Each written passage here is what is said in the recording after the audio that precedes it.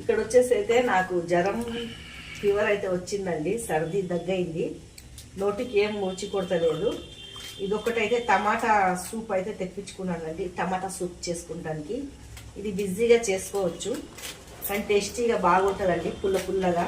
జ్వరం వస్తే జలుబైనా సర్దైనా ఉత్తి కొంచెం వాటర్లా కలుపుకోవాలండి, చాలా టేస్టీగా ఉంటుంది.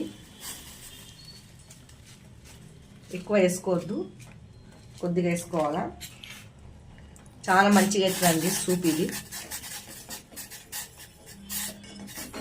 దీంట్లో బ్రెడ్ ముక్కలు ఫ్రై చేసుకొని కూడా వేసుకోవచ్చండి ఈ సూప్లా, చాలా టేస్టీగా ఉంటుంది. పిల్లలు కూడా మంచిగా తింటారు, జ్వరం వచ్చిన వాళ్ళు కూడా నోటికి మంచిగా అనిపిస్తుంది. వేడివేడిగా చేసుకున్నానండి, చూడండి. వేడివేడిగా తాగితే టమాటా సూపు పుల్ల పుల్లగా చాలా టేస్టీగా ఉంటుంది.